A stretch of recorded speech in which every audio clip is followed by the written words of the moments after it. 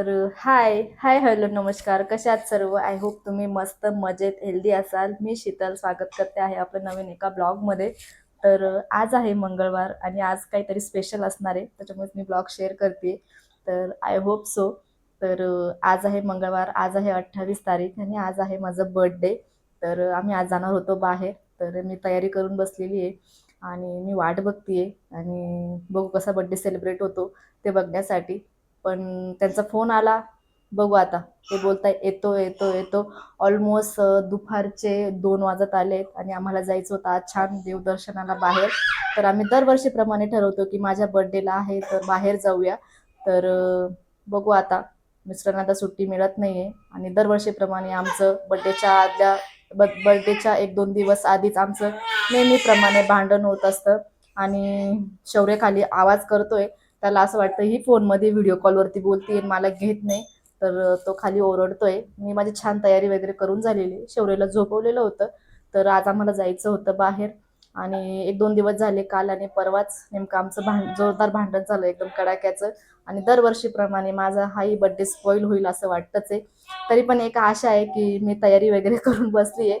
बघू ते येतील आणि घेऊन जातील. I hope so. त्यांचा मूड कसा आहे आणि त्यांनी काय प्लॅनिंग ठरवलंय काही आयडिया येत नाहीये.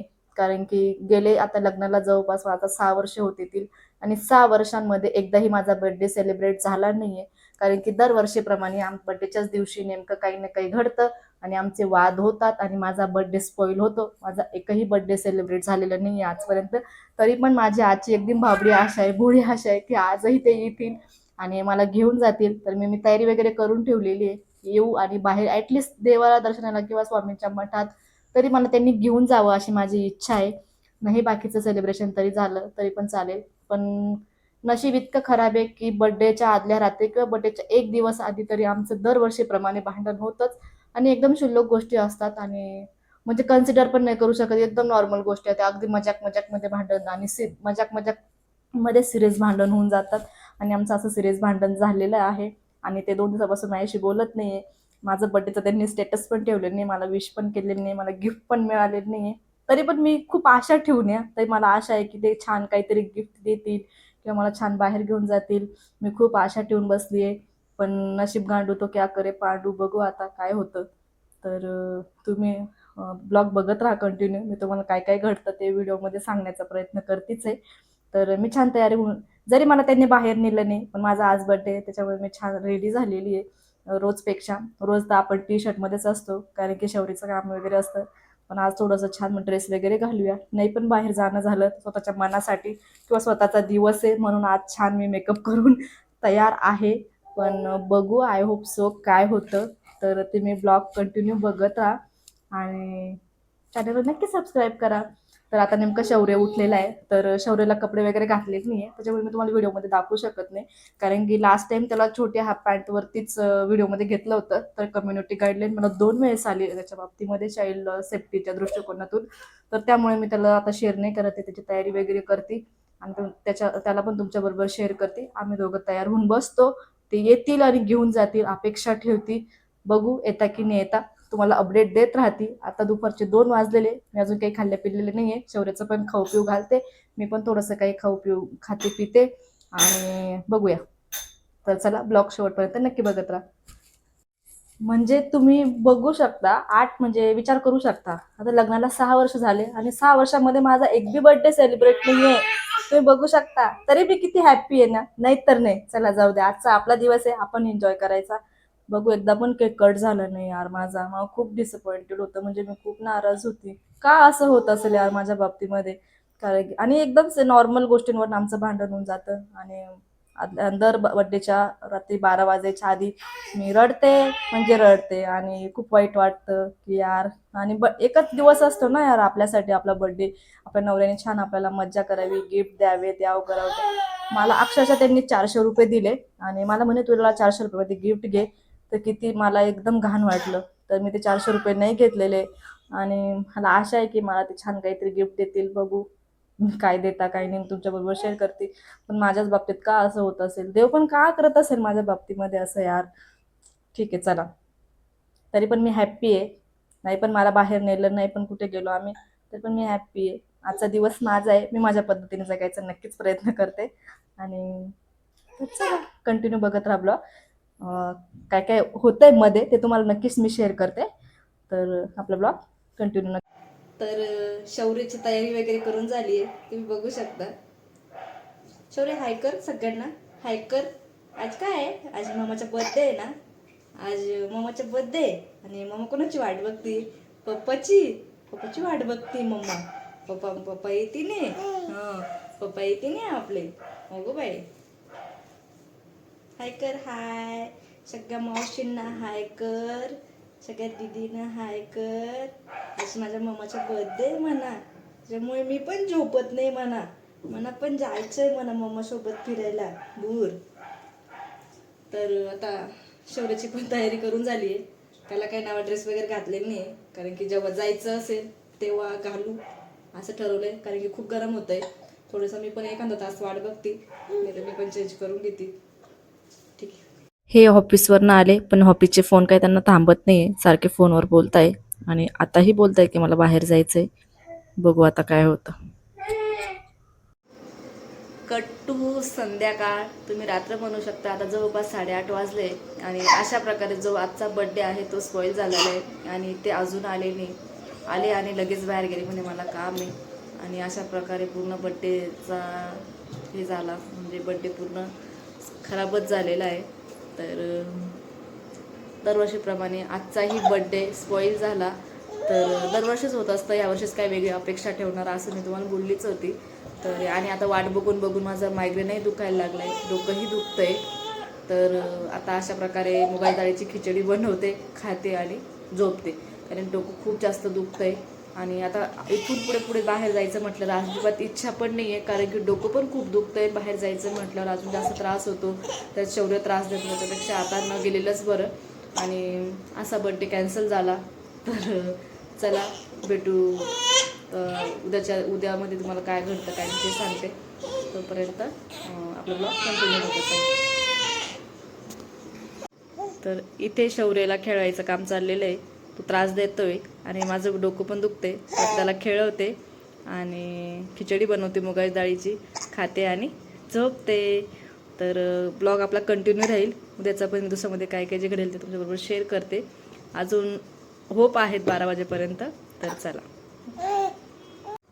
तर आता संध्याकाळचे 9:30 वाजले आणि आत्ताशी आमचा प्लॅन ठरला आहे की बाहेर जायचं. केक आणला आहे, तर त्यांना म्हटल्यानंतर घरी येऊनच केक कट करूया. पहिले डिनरसाठी आता हॉटेलला जायचा प्लॅन ठरला. तर तयारी वगैरे झाली छान आणि आता आम्ही निघालो आहे याच्यासाठी, हॉटेलला जेवणासाठी. तर शौर्याची आणि माझी तयारी झाली आहे, शौर्याच्या पप्पांची पण तयारी झाली आहे. तर आता आम्ही त्यासाठी निघतोय. तर चला फायनली आम्ही हॉटेलमध्ये पोहोचलो. खूप चांगला ॲटमॉस्फिअर आहे, खूप छान आहे आणि भारी वाटतंय. हॉटेल पण खूप सुंदर आहे, म्हणजे एकदम छान बनवलेलं आहे. आणि उन्हाळ्याचे दिवस असल्यामुळे थोडंसं छान गार वाटतंय. आणि नेमकं इकडे ननंदबाईंचा फोन पण चाललाय, व्हिडिओ कॉल शौर्यसाठी. तर तो कॉल चालला होता आणि ते बोलत आहे व्हिडिओ कॉलवरती आणि मी ते बाळाला सांभाळत आहे आणि मी व्हिडिओ हे करते. तर तुम्ही बघू शकता पाठीमागे किती सुंदर आणि असं म्हणजे पूर्ण जे आहे ते ओरिजिनल झाडांमध्ये बनवलेले, छान बनवलं आहे. आणि माझा लुक कसा वाटला मला हेही कमेंट करून सांगा. माझा ड्रेस कसा आहे तेही मला कमेंट करून सांगा. तर आम्ही आता ऑर्डरसाठी वाट बघतोय, म्हणजे ऑर्डर दिलेली आहे. पण आता बघू कसं काय होतं, कारण की एकाला जेवावं लागेल आणि एकाला थांबावं लागेल, कारण की शौर्य काही थांबण्यासारखा वाटत नाही आहे. तर त्याला आता खेळवायचं काम चाललेलं आहे. माझ्या तर डायरेक्ट हात दुखतं त्याला असं धरून पकडून पकडून. पण बघूया आता काय होतं काय नाही. तर वेळ पण झालाय ना त्याचा, नेमकं झोपेचं पण टायमिंग झालाय, त्याच्यामुळे थोडे हे करतोय. पण चाललंय त्याला खेळवायचं काम चाललंय आणि तो छान खेळतोय, म्हणजे रडत वगैरे नाहीये. पण मग मुलं कशी शांत बसत नाही ना.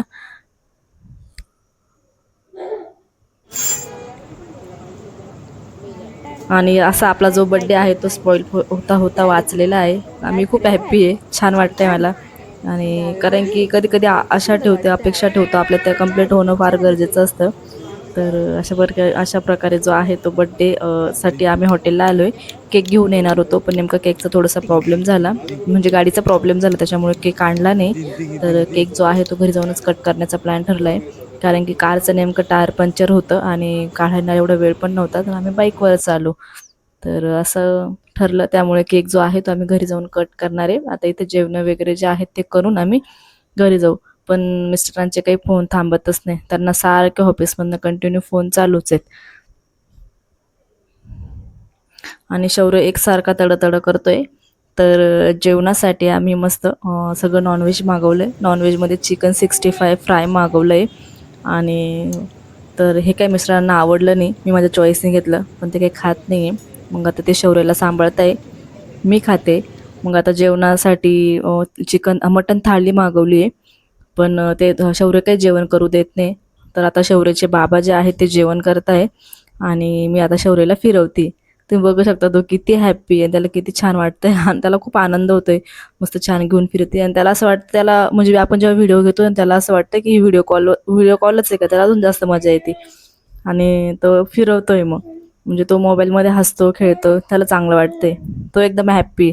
ठीक आहे, बर्थडे असा विशेष होता, पण शौर्यसाठी खूप छान झाला, कारण की त्यालाही कधीतरी बाहेर निघायला भेटतं. नाही तर आम्ही दोघं नेहमी घरात पडितच असतो, आम्हाला काही कोणी बाहेर घेऊन जात नाही. आणि मला एकटीला काही जाता येत नाही, कारण की अजून गाडी वगैरे चालवता येत नाही त्याला पकडून.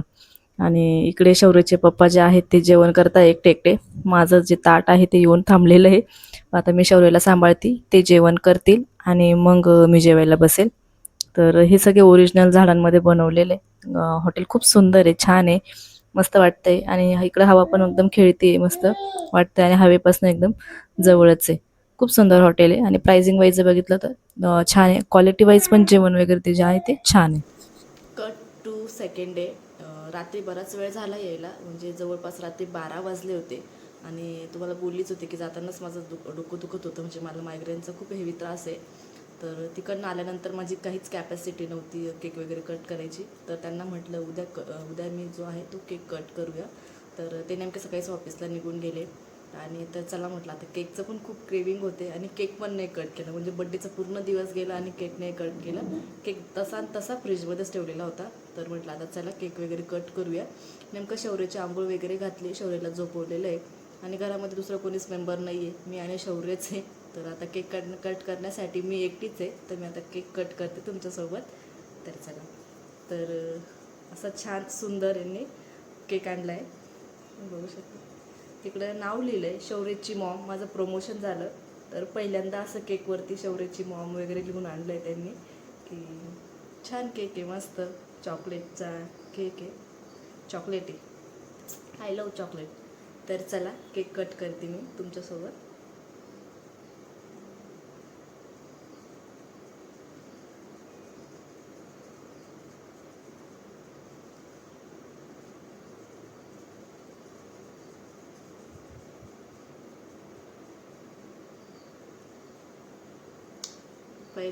सगळ्यात पहिला घास तुमच्यासाठी, आता सेकंड घास यासाठी.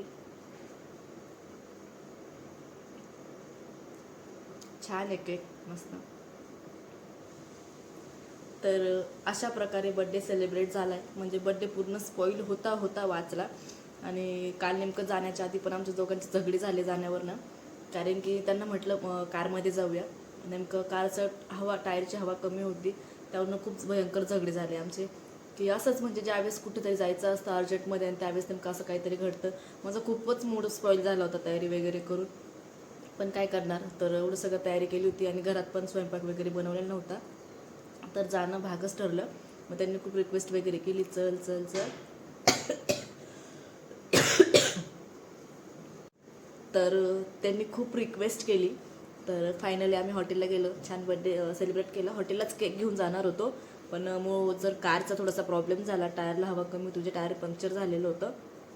त्यामुळे म्हटलं टू व्हीलरवर जायचं, म्हणजे ॲक्टिवा घेऊन गेलो.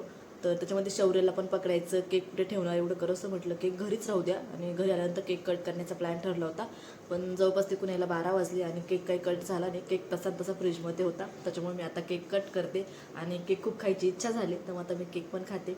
तर असं केक कट झालं आहे. अशा प्रकारे माझा बड्डेचा दिवस गेला आहे. आय होप सो छान वाटलं, बऱ्यापैकी चांगला गेला. चिडचिड झाली माझी बऱ्यापैकी, खूप चिडचिड झाली, पण ठीक आहे, इट्स ओके. बऱ्यापैकी कवर केलं त्यांनी. आणि थोडीशी चिडचिड पण होत होती, तर त्यांनी थोडंसं चिडचिडवर दुर्लक्ष केलं, नाही तर अजून जास्त भांडणं झाले असते आमची चिडचिड करण्यावरनं. पण ठीक आहे, त्यांनी पण थोडंसं समजून घेतलं चिडचिडचं कारण. अशा प्रकारे कालचा दिवस संपला. तर आणि आज मी केक कट केला. तर चला ब्लॉगला इथेच एंड करते. तर असेच येणारे नवनवीन ब्लॉग तुम्ही बघत राहा. तर भेटू नेक्स्ट ब्लॉगसोबत. तोपर्यंत आपल्या चॅनलला नक्की सबस्क्राईब करा आणि येणारे असेच व्हिडिओ तुम्ही नक्कीच बघत राहा. तर भेटू नेक्स्ट ब्लॉगमध्ये. तोपर्यंत काळजी घ्या. बाय. तुम्ही पण केक खायला या.